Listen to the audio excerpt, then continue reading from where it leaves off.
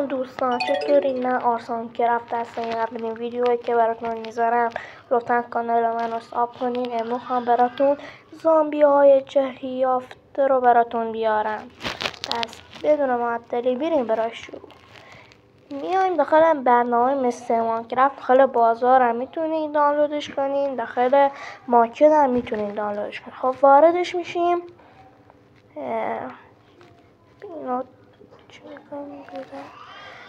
اینجا چند تا گزینه است. گزینه مادها رو میزنیم. حالا میایم پایین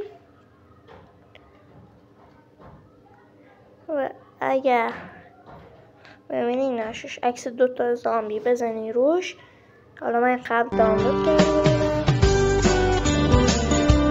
شما بزنید و وارد اگر ببینم تعداد لایک و دنبال کننده ها بیشتر شد، داخل یوتیوب من براتون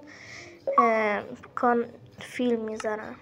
وارد میشیم میایم اینجا. نه، باید زمین جدید بسازیم. من بیام بیرون.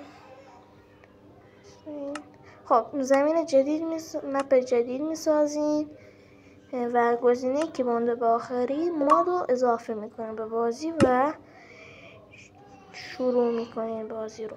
وارد بازی میشیم.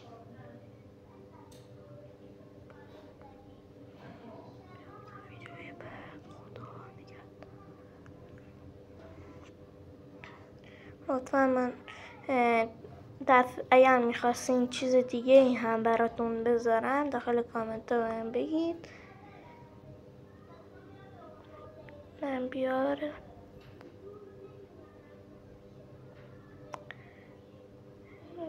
خب وارد مپ میشیم. من جونشو بینایت کنم چون این زامبی ها سگ جونن. خب همین وارد 3 نقطه قسمت آخری و تخمه رو میزنیم و میبینید چند تا اضافه شده. حالا چند تاشون الان بهتون نشون میدم.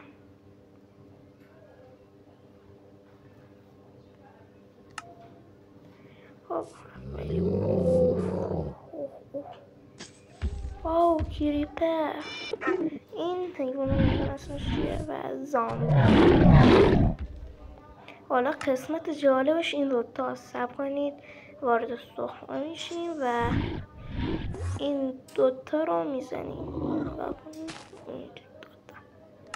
و حالا بزنید. واو سگ و خرگوش و آیرون گونه. تو بزرگ